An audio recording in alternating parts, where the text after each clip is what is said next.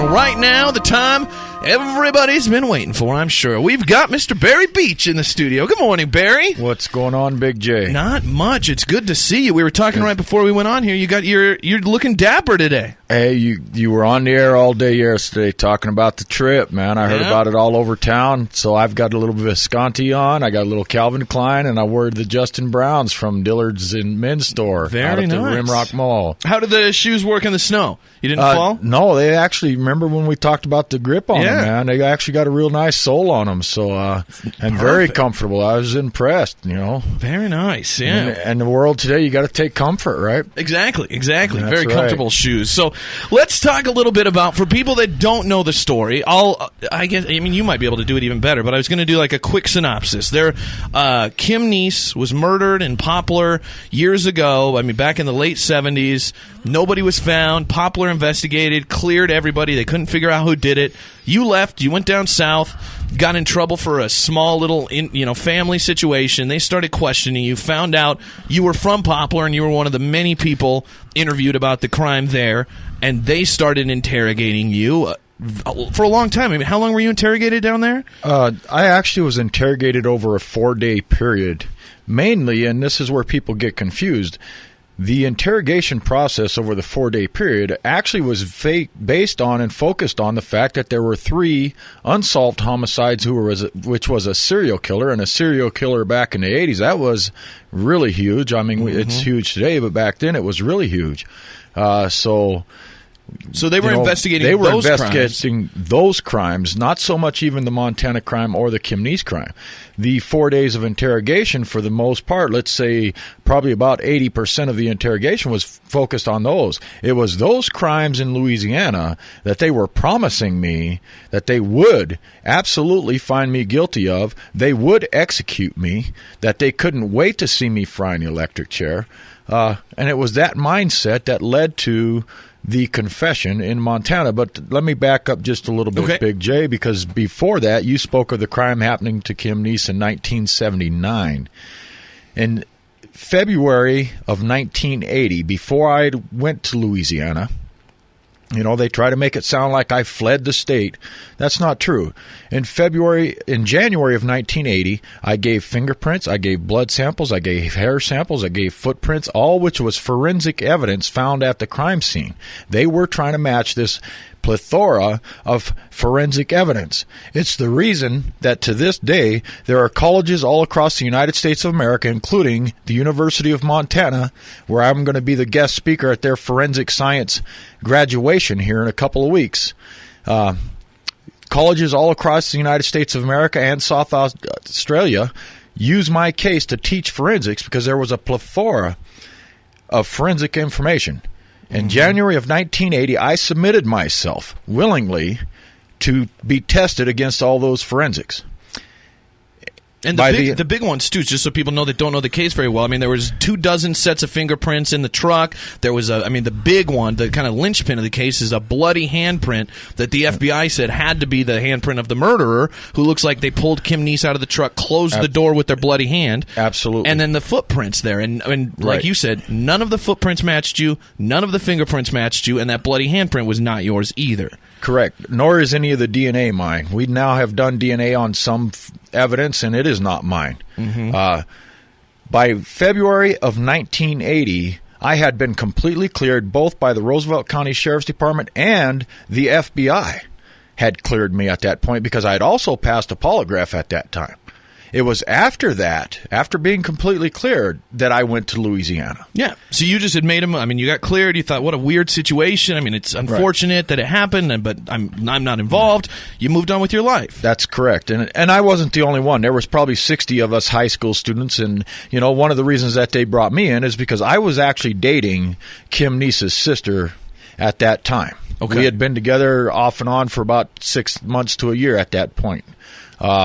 Kim Neese and I, we grew up together. We lived 4 houses apart on the same block. It wasn't like we didn't know each other, Well, and it's Poplar. It's a small community. I'm sure most people know everybody. At that time, we were less than 3,000 people, so that is the background of the story. 3 years later, that was in February of 1980, I was cleared. In January of 1983 was the arrest in Louisiana. Okay. You know, And that 3 was years for, later. Mind you, that was for something trivial. I mean, that was a family situation. Correct. Stepmom was upset with you. Right. Stepsister skipping school. I mean, you weren't arrested for something crazy down there. No. The family situation was that my stepsister and 3 of her friends were going to run away to Houston, Texas. Called me up. They were standing on the freeway with their suitcases. Called me up. I says, no, that's not going to happen. I'm on my way. I left work, went and got them. You know, that was the family situation. Yeah. So I just want to clarify that you weren't arrested for something super serious down there when this all began there. So we know you were taken into custody then. The interrogation began, and like you said, they believed somehow you were involved in those 3 the murders from a serial killer down in their state because of the fact that they heard you'd been questioned, that Kim Neesing, even after being cleared up here, nobody here thought you had done it at that point. Absolutely. And then down there they hear, oh, well, a murder there, now he's here, there are these unsolved murders, he's got to be our guy, and they started drilling you and hammering you. And I mean, one of those interrogations that we've seen in movies and heard about, but it's not a quick little, did you do it? No, okay, be on your way. I mean, this is an intense, they're trying to beat it out of you, not physically necessarily, but I mean, they're really, really looking for what they're looking for, and they're going to do anything to get it sounded like. You know, one of the things that people in the United States of America don't understand about interrogations as well as Big J is the fact that it is legal. It is perfectly legal when they get you into the interrogation room in the United States of America. They can lie to you. They can tell you that they have evidence against you that they don't have. They can deceive you. They can manipulate you. It is all legal. They can do whatever they have to do, and it's legal for them to do so in the United States of America. So as a 21-year-old kid, I was being interrogated by 7 different detectives, which made up this homicide task force, because they wanted this serial killer. Let's don't be mistaken about that. They want, and I understand that. You know, we all want those situations to be handled properly. That's what led to the confession, was that coercive interrogation process that I went through. What I want to say before moving on, Big J, is the fact that within 20 days, they had completely cleared me of all 3 of the Louisiana homicides, but they claim that I also confessed to all 3 of those homicides, but they've never produced those confessions. The transcripts of all that disappeared. Mm-hmm. The tape recordings of it were all disappeared before I was brought back to Montana, including the tape recording of this alleged confession here to the Kim Neese murder. All of it disappeared before I was ever even returned to Montana. I was completely cleared. 5 years later, DNA actually convicted the serial killer in Louisiana. And also, the people that, that task force that interviewed you, they also had arrested other gentlemen for those 3 murders down there as well. Those were overturned or didn't go through because those same interrogation techniques were used, and those were improper confessions as well from them. Correct. So they have a history of this. It's not a one-time off poor confession from them. They have a history or a pattern of getting some coerced, incorrect confessions from people. We have actually, at this point in time, you spoke about the Louisiana. We actually know of 4 other confessions that they got from other individuals to those Louisiana homicides, and all of those individuals were cleared. We have now, those same 2 detectives that got the confession from me, we now have found and located at least 10 individuals that they have gotten confessions from who were cleared of the crimes they confessed to. Wow. And it is not the first time either. I mean, the statistics show that, there are a number of people falsely confused that once they are freed and realize they didn't do it based on DNA or other evidence, they look back and found they also have falsely confessed to these crimes that they can prove later they didn't commit. So this isn't a one-off situation. In the United States of America right now, the statistics are there have been 389 exonerated individuals in the United States of America right now by DNA, which is the most current and most accurate forensic technology in the United States of America today. They have cleared through forensics and DNA evidence these 389. 28% of those were false confessions because of the fact of what I spoke of. It is legal in the United States of America for an interrogator to lie to you in any way, shape, or form, to be aggressive with you. They can keep you in there as long as they want. And in my particular case, you always hear you have the right to remain silent, yada, yada, yada. You have a right to an attorney. I had asked for an attorney on 3 different occasions, And they got a nice little trick they play that I don't want to get into right now, but I did ask for that, and it was not granted me. Yeah. The interrogation process continued on, and there's a lot of dispute over the length of that particular day on January 7th when the confession came about. But to me, in my mind, it was almost 15 hours that day that I sat in that room taking polygraph tests and tape recordings and being fed information and given information and retrieving information, et cetera, et cetera, et cetera. So let's move forward, Big J, because we got to... Exactly. We got a lot to talk about. And the confession, though, that is key, too. I mean, because that's all the evidence they had against you. Like, Absolutely. There was no forensic, there was no DNA, there were no witnesses that said you did it. All it was the fact that you said, yes, I killed Kim Neese. And so a lot of people want to know, why did you confess? I mean, did they make a weird deal with you? Were they beating you up? I think that's what a lot of people want to know is, what were the circumstances that made you say, yes, I killed her, when you knew you didn't do it? And the main linchpin there is twofold. Number one, I had already been cleared in the state of Montana. I was being threatened with the death penalty. So at 21 years old, I'm thinking, I've got to get out of here no matter what it takes. Mm-hmm. You know, if I can get back to Montana, they already know I didn't commit the crime. Let's get back to Montana. We're going to be okay, you know. So that was a part of it, you know, a small part of it, you know. But you also mentioned there were no witnesses, and one of the facts, and by the way, before I move forward into any facts, I want everybody out there, my webpage, if you doubt anything I say today, my webpage is Montanans for Justice, MONTANANS,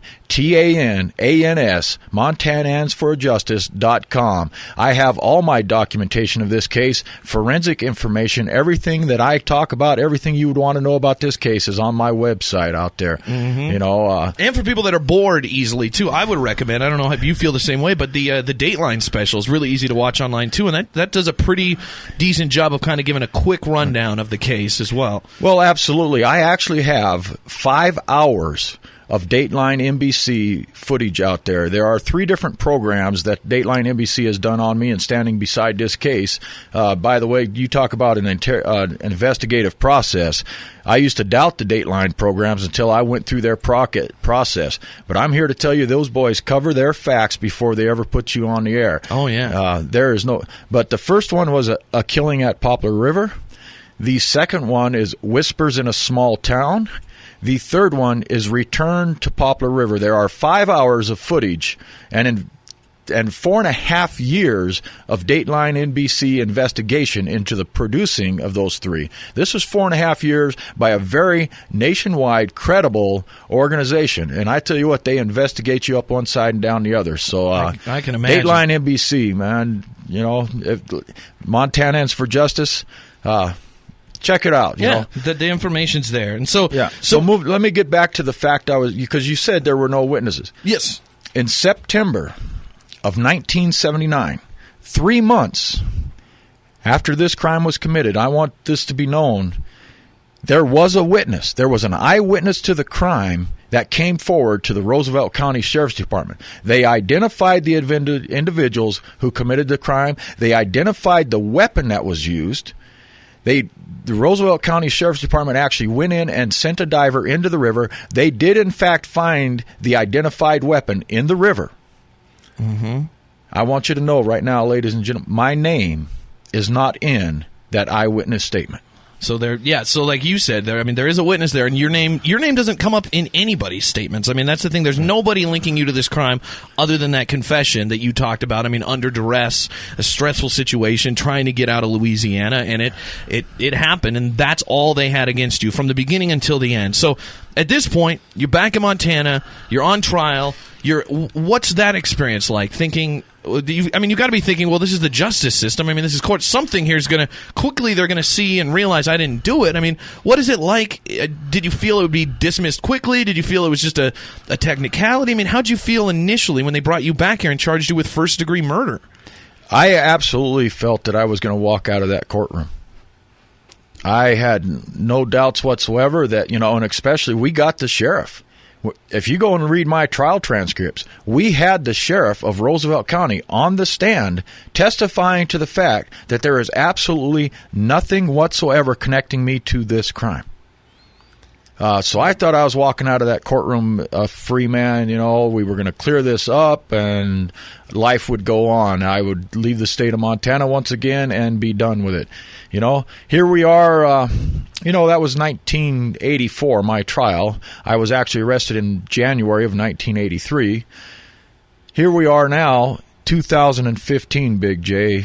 Yeah. And still a convicted individual, but free. We're free.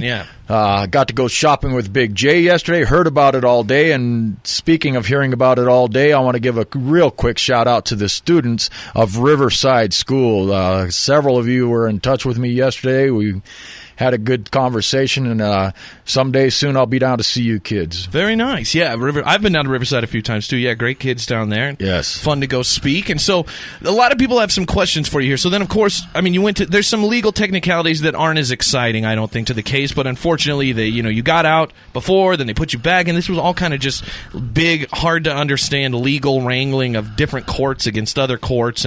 But long story short, you're in jail for a crime that you didn't commit, according to you and according to any of the evidence, aside from that confession. But a lot of people want to know, they're saying, well, some people have heard who did it, names are said. How do you feel about that at this point? The fact that some people, witnesses say, for people that don't know anything about the case, there was a girl that sat on the hill and heard women screaming, not a woman, not just Kim, but a woman that they would assume would be Kim, but then other women, she saw women, other people have had women confess to the crime and say they got away with it. The theory is, for all intents and purposes, that it was a group of girls that killed Kim Neese. Is that your belief as well? And do you have any more of an idea of who committed the crimes? Obviously, I don't want you to name names or anything, but how do you feel about that? Big J, let me answer your question the best way that I can, being in my legal situation, and that is the fact that go to MontanansForJustice.com, study for yourself. I don't want to name names or get into theories, other than to say, at this point in time, 36 years later, I'm free. I'm on the streets in Billings, Montana. If the state of Montana is ever interested in justice, that's their responsibility to pursue the truth. Yeah, I really hope they I have done everything I possibly can. And Centurion Ministries, who represents me for the past 15 years, they are an internationally renowned wrongfully conviction organization, and I'm not just talking they are small time. This is one of the largest wrongful conviction organizations in the entire world. They represent people worldwide. They have represented me for the past 15 years. We have done everything we possibly can to bring justice to this case.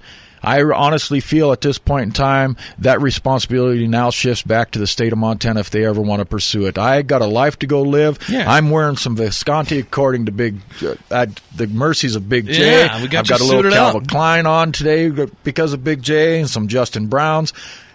It's snowing out. Christmas is coming up. The lights are coming up.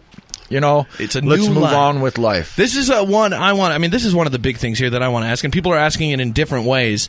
How do you stay positive in prison that long? How do you hold out hope? Because I tried to put myself in your shoes.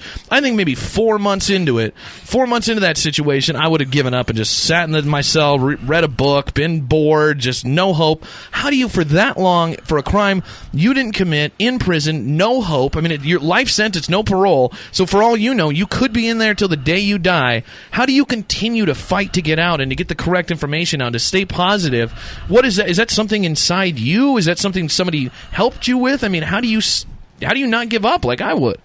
Well, first and foremost, Jay, if you don't have a belief in the Almighty Creator and the God of the heavens, you're not going to make it through. Mm-hmm. Because I cannot tell you how many times suicide was an option for me. And that's an option that you have to fight through with prayer. And I've been in isolation cells for months, where you walk that little 3 steps back and forth all day long with 4 cement walls thinking about taking yourself out.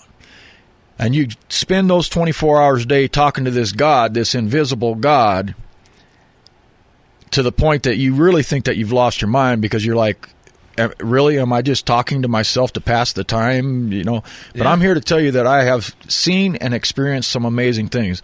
So that's one aspect. The second aspect of it is, when you're sitting in prison and you not only know that you are innocent, But you start studying the documents and you realize that they knew what they had done to you. Every innocent person in the United States of America will tell you it creates a fire inside of your heart, a fire of determination to right that wrong that is undescribable. So you combine that with a faith in God. Yeah, there are tough times. I have been through some extremely tough times. I can't sit here and talk to you about the times of the handcuffs and the belly chains and the ankle bracelets and the black box the cuffing food. And the food. Yeah. Some of the food I've eaten, I can imagine. But I've eaten things that I wouldn't feed a dog. But, I've been transferred. You've seen the show Con Air. I've done a Con Air trip before. That's prison life. You survive that by believing and knowing the truth inside of your heart. And whether it's trying to get through college today, I encourage all you college students to get your education. Stay clean from the drugs and the alcohol. Don't let it destroy your life. Get your education. And if you're struggling through trying to make it through college right now, it's that same determination in your heart of wanting something better than where you are right now. The self-improvement. You have got to have a dream and a goal to move forward. It's amazing. I mean, the fact that to hear you say it is one thing too, but just to look back and try to picture that amount of time and just know that you were able to maintain that, your faith and your need to prove that you didn't do it and show these people what they did was wrong, and like you said before, now you're free. I mean, long story short, all the legal wranglings, the governor granted you clemency. Governor Bullock, I'm sure you're probably appreciative of Governor Bullock. Absolutely. I want to. Not only am I appreciative of Governor Bullock, but I can appreciate and respect a man of his word. Mm-hmm. If you say you're going to do something and you step up in the face of adversity and peer pressure to do what you said you were going to do, that is the ultimate statement of integrity as a human being. And we don't have enough of that in America today, and especially in the political arena. They will tell you what you want to hear, and then when it's all said and done and the chips are down, they will not carry through with what they said. Governor Bullock carried through with what he said. Yeah, he's a great guy. We've had him on the show a few times, and he's always fun up here, and I think he's a great governor. So nice that he, like you said, he gave you his word, followed through with it. You're now a free man out in the snow. Somebody said, what's it like, after 30 years in prison to get out and drive a modern vehicle? That's got to be, there's so many things to ask you about, but yeah, what is it like to see the technology these days in a car compared to what you were driving when you were taken into custody, in the early 80s? Well, I guess you fun. probably saw something. Let's just wrap it all up. It's fun. Because I don't know how many of you can remember your teen years where you're out there trying to learn life. And you're trying to experience everything in front of you, and you really don't know what you're getting into, but that adventurous spirit takes over and you go for it. And that's kind of where I'm at today is, I'm kind of bumbling a little bit here and there, but that allows me to laugh at myself. One of my greatest stories about getting out of prison for the first time, not this time, the first time I got out of prison, I was living with Ziggy Ziegler out on South Billings Boulevard, the Briars. Mm-hmm. Come into town, there's the Holiday gas station right there. I've got my vehicle. I stop at the Holiday gas station. I put the credit card in, punch all the numbers. I'm looking good. I'm doing fine. And it says, push the start button to pump gas. For 25 minutes, I stand there looking at that gas pump saying, where is the start button? Because it says start button, not grade, yellow little grade button. Yeah. I put my credit card in that thing 4 or 5 times, man, trying to get gas out of that thing. And trying to figure it out, yeah. And you got to laugh. You got to love that, man. That's great stuff, But catching up with cell phones, catching up with new cars, man, it's absolutely fabulous. And you're doing well. I saw you on the iPhone. You were getting around on the iPhone pretty impressively. This time, yes. Last time, I've got a buddy over in Helena, Montana. Big old Diamond Rio is what I call the guy. From Diamond Dreams in Helena, Montana. When I got out the first time, Keith Morrison and I have become great friends. Keith Morrison is as humane and humble as he appears on TV. We've become really good friends. As soon as I got out last time, he gave me a call on his cell phone. So my buddy Diamond Dream comes up to me, and he's got this cell phone, and he loves telling this story. So I got this little cell phone, not having a clue what this little tiny thing was that he just handed to me. And he says, it's a phone. Keith Morrison's online. So I'm putting it up to my mouth and then putting it to my ear. And I put it to my mouth and I put it to my ear and I speak into it and then I put it up to my ear. And everybody in the room cracks up laughing at how I was using this cell phone. But you know what? Life is good. You got to love it, man. And if you can't laugh at yourself and appreciate the bumbling, after 30-plus years of incarceration, I actually did a total of 31 and a half years out of the 33-year period behind bars in every kind of situation you can imagine. Praise God for where I'm at. Yeah, I mean, that's the thing. You're driving a car and using a cell phone now without having to hold it to your mouth and then your ear and your mouth and then your ear. That's right. Somebody said, Matt, our friend Montana Matt, said if he wants to someday, he'd like to take you out fly fishing for a day. He's a fly fishing guide. He said he thinks you'd enjoy it, so it might be a fun offer to take him up on. Somebody said the fact that you maintain this positive attitude is beyond me. I'm glad you're out. Somebody said, Barry, do you get reimbursed for that time you spend in prison?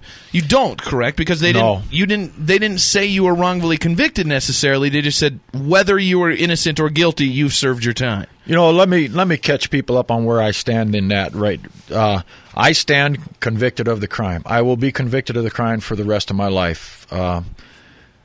There is no reimbursement. There is no paybacks. My paybacks, Matt, you want to go fly fishing? Absolutely. Get a hold of me, man. That is my payback right there. Getting to go shopping with Big J out at Dillard's, man. We had a blast with the staff out there at Dillard. They were great about the whole experience, man. Those are my healing process. That is my payback. If you see me on the streets, man, do not be afraid to come up and say hello to me, man. I'm an approachable person, man. I appreciate. That's my healing. That's a healing process, and that's what I'm going to get in return for what I have been through. That, and God has used my situation to change the state of Montana in ways that we still don't understand. I was instrumental in the creation of the Montana Innocence Project. I was instrumental in the creation of the Montanans for Justice organization out of Helena, Montana. They actually created an organization in Great Falls that are going to continue to work on legislation for the judicial system in the state of Montana called the Great Falls Freedom Walkers. There's an organization here in Billings, Montana called the BB Free Support Group. Many of you have seen their big sign down on Grand and 6th, the big Freeberry Beach sign. That's a sign of the organization of the Billings BB Free support group. There's a support group. There's a group in Bozeman that has been forming with the university there.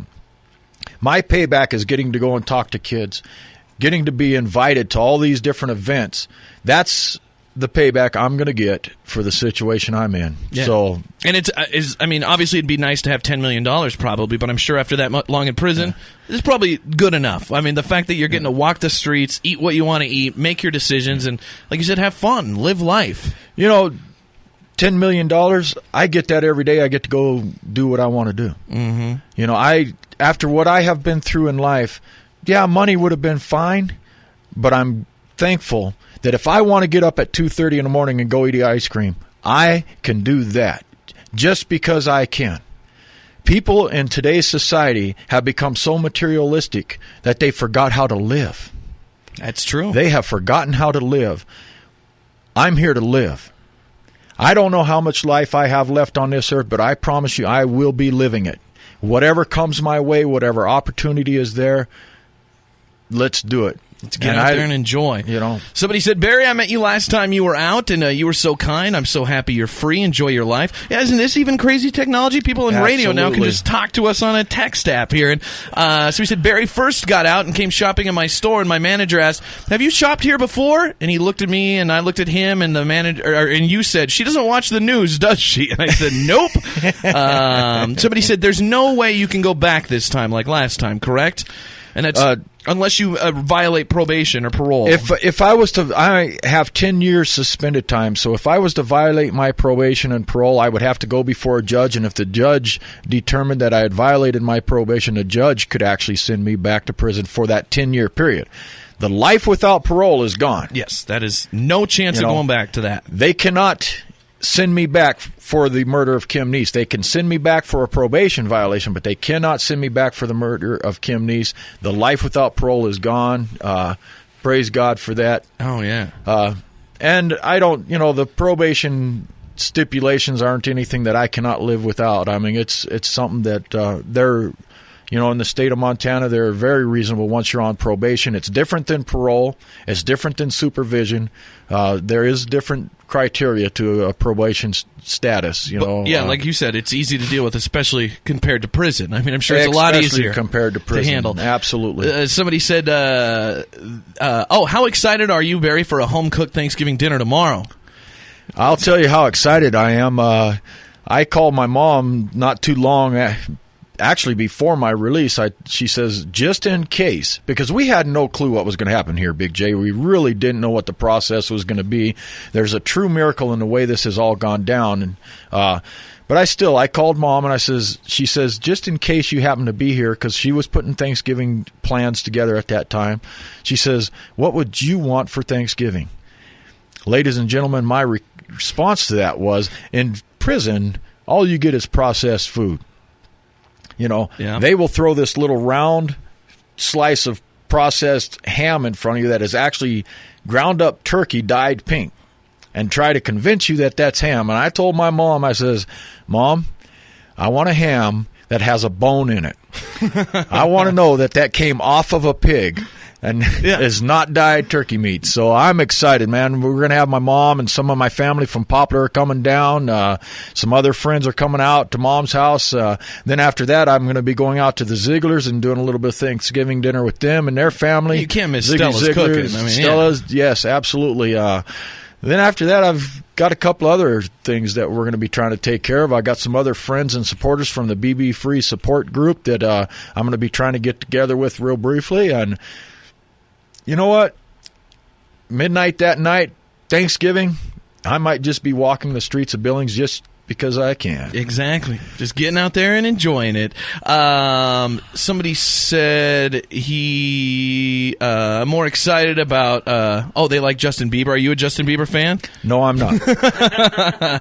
Somebody said, I do feel for him. And a lot of people just saying nice stuff. Good for you, buddy.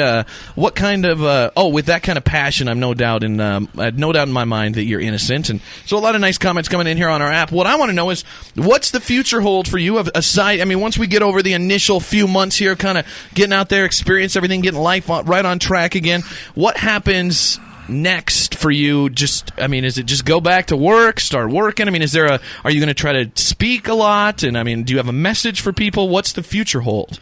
Well, a little bit of both, Big J, a little bit of both. First of all, let's address the work issue. Steve Warlick down at the Clock Tower Inn down on First Avenue, he was my boss before having to turn myself back in. I was his chief engineer. He and I have had several conversations. We're discussing several plans of what may happen there. But more importantly, when I first went and talked to my buddy Steve, because we're friends as well as employer-boss relationship, and he says, Barry, he says, it's over. It's finally over. And so now you need to pursue your passion in life. You need to go out here and find what you're really passionate about. So I want to find that. I want to find that passion in life of doing what I really love to do. Mm-hmm. Second of all, I do have a lot of speaking engagements already lined out.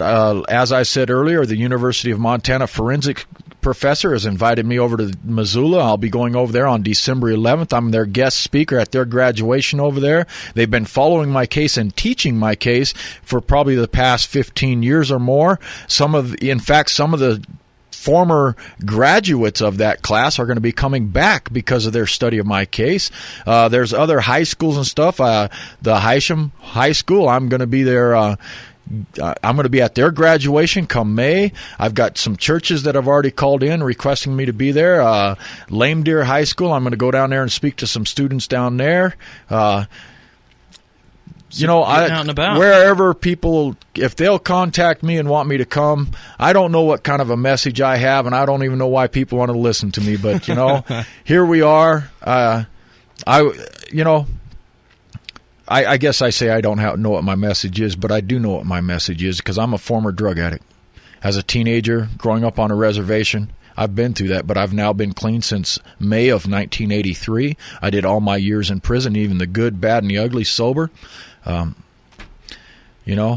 And I have some things to say to, whether you're a church, whether you're a kid, whether you're a high school, whether you're a college. So I'm going to take all of that. I have actually got a couple of engagements back east already working in the works, back in New York and Princeton, New Jersey. More importantly, you can take everything that I just said and wrap it up in one thing. I told you earlier I came out here to live life.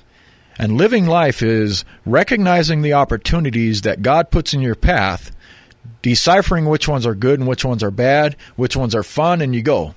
And you take every opportunity, you enjoy it for what it is, and then you move on to the next day. I'm thankful for all the opportunities that are already in front of me, man. I'm looking forward. Big J, let's talk about the shopping trip. I had no idea. All of a sudden, out of nowhere, let's give a shout out to Jennifer down at the depot, because that's who called me and said, Big J's looking for you. Mm-hmm. You put it out there. She found me. I used to work with Jennifer. She's a great person, man. And, she knows how to take care of her customers down there at the depot. Absolutely. She got a hold of me. We did a shopping trip. And that's what I'm talking about. Opportunities. When they come your way, open that door, make time to make it happen, And yeah, you never know what's going to happen, and it's going to be fun. And somebody said on the app here, somebody wanted to know if you have a P.O. box or something that they can write you letters and stuff. What's the best way to get in touch with you these days? You can actually write me at my business, which is 1108 Custer Avenue. You can just put Berry Beach. I already have my handyman business back up and operating. I've been working on that for the last couple days. It's done. We're registered with the state of Montana. We're registered with the city of Billings. It's 1108 Custer Avenue, Billings, Montana, 59102. There you go. You can send Barry a letter. And like you said, if you see, you're obviously out and about. You're enjoying life here in Billings. If people see you out and about, you said don't feel afraid to come up and say congratulations, to shake your hand, to take a picture. Absolutely. I also have another way that you can get a hold of me. I have a cause page on Facebook that is maintained by several individuals, has been for several years. My cause page on Facebook is facebook.com/Barry A. Beach. Facebook.com/Barry A. Beach. It has over 5,000 likes. There are other fake pages out there that try to mimic my page, but mine is a cause page. Hey, send me a private message and we'll get together. Speaking of private messages, one last question too. A lot of people I've seen on Facebook and stuff on our shopping trip pictures and stuff. Some ladies are really into you. What's the dating situation going to look like? Are you excited to get back into that world? Are you going to take your time? Are you looking for a specific type of girl? Is Berry Beach on the market? Well, I am single. I've been single for 33 years. Yeah, that's a long time. Good, clean track record. Ladies, if you're looking to... I do have a certain style of lady that I like. If you're looking to go out and have coffee, absolutely. I'll try and oblige that if possible. But please understand that, you talk about 33 years in prison. That was all of my 20s, all of my 30s, all of my 40s. I'm into my 50s right now. You're going to have to help with the dating situation, buddy, because I don't really know what it's like. They don't have very many women in a men's prison. I can imagine. And I don't know how to communicate or approach a lady if I'm interested, but I do like to smile and flirt. I'm approachable. Let's see what happens. All right. Yeah, McLovin, do you have tips? I don't think I'm on. Oh, is that what you were coming over for? Yeah. Don't take any advice from me. That's my only tip. Yeah. I'm not the guy. It's all Jay. So make sure that you talk to him, not me. I doubt that, because McLovin did pretty good out at Dillard's there handling the staff now. Yeah. He was behind the camera and getting all the right angles. So exactly. And somebody said, Jen from the Depot said, love that 3 of my favorite guys got to do a little bonding over some shopping. Somebody said they're impressed that they didn't hear you badmouth Mark Roscoe at all. For people that don't know our former governor, he's the prosecutor that actually put you away initially. How do you feel about him? You're really big into forgiveness. Have you just kind of forgiven him and moved forward? Oh, absolutely. I've had to do a lot of forgiveness, but that's the very basics of Christianity or a belief in God is if you don't know how to. In fact, I was talking to some students yesterday from Riverside, and they were talking about how things happen in school as teenagers. And my biggest advice, because people tell them all the time, you got to let it go and move on. Well, that's not enough. Letting go means, there are times you have to go to another human being and say, listen, I done you wrong and I'm sorry. Mm-hmm. And it's that action of going to them that actually allows you to move on. My position on Mark Roscoe is I understand how Mark Roscoe got where he's at in life. He is an extremely intelligent individual, very well spoken. He speaks from, just lickety-split off the top of his head. He can address things without hesitation. So I understand how. I have no ills toward Mark Roscoe. What he does in his life or anybody else does in their life, that's their business. They're going to have to stand before the same God I am going to. Exactly. That's their business. I have no ill towards Mr. Roscoe at all. I just don't understand how come we couldn't resolve this years ago and why the state of Montana refuses to pursue the forensic information. There you go. Let's put everything else aside. There's forensic information in this case that has never been matched to this day. And a lot of people here too saying they want to teach you how to use this app so you can chime in if you're ever out and about listening, so you can just comment here. So they want McLovin to get you hooked up with this app on your phone. So we'll work on that too. So maybe, who knows, maybe with all the people on here, Jen and everybody, you'll see Barry chime in someday and let us know how he feels on here when we're talking to somebody else. But Barry, I got to say thank you so much for coming up here. It's a pleasure to talk to you. It's wonderful to have you here in the city of Billings, living here, and I'm glad you're free. I'm glad you're here. I'm glad you're happy. I'm glad you're spreading your message of hope and faith and forgiveness and all the other things that you've experienced. And hopefully, like you said, a lot of people can learn from your case and make some positive changes, and hopefully it'll happen. Obviously, it's still going to happen. I mean, the justice system isn't perfect, but hopefully cases like yours will happen less and less and less as we move forward. And that's one of my goals in the state of Montana, and everything that I do is let's improve our state and let's make sure that things like this don't happen again. Big J, I'll tell you what I've told many other people over the last couple of weeks, or over the last week, because it hasn't even been a week yet. If we're ever out and about and I can help you out in any way, let's make some improvements and some good times in the Billings of Montana, and if I can ever do anything for you guys, let me know, man. We'll be there, and if you can't get a hold of me, I happen to know the commissioner of Stella's. His name is Ziggy Ziegler. Mm-hmm. He's the commissioner down there at Stella's. Get a hold of old Ziggy. Go in and see him and let him know that you want to hook up, and we'll make it happen. We'll make it happen. Well, there you go. Great interview. Somebody said, thanks for speaking to us, Barry, and I agree. Barry Beach, 30-plus years behind bars, free man, walking the streets, working, driving, using the cell phone, experiencing life.